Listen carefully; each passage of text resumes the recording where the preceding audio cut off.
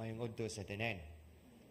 Yesterday, we celebrated the solemnity of the Epiphany of our Lord, where He makes Himself and manifested Himself to all nations as God not only of the Jews, but to all peoples, to all nations, to all cultures, to all colors. And therefore, He appears to us as a great light that dispels the darkness of our sinfulness.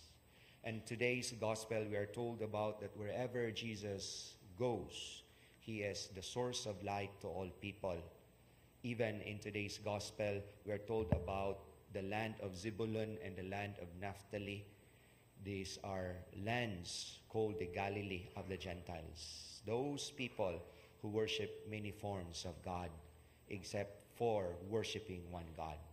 Whenever they see Jesus proclaiming and performing great signs, the light that Jesus is dispelling them or giving them is the light as the source of their salvation and the source of their trust and faith that Jesus is indeed the enduring light that dispels darkness of sin in our life.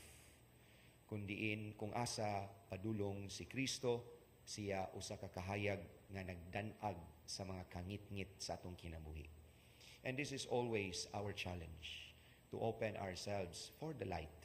Because for those who dwell in darkness, dwells in fear. But for those who dwell in the light, dwell in true freedom.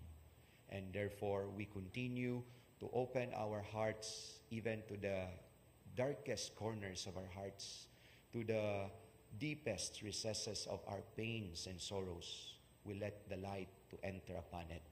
We let the light to heal on it. And we let the light of Jesus to transform it.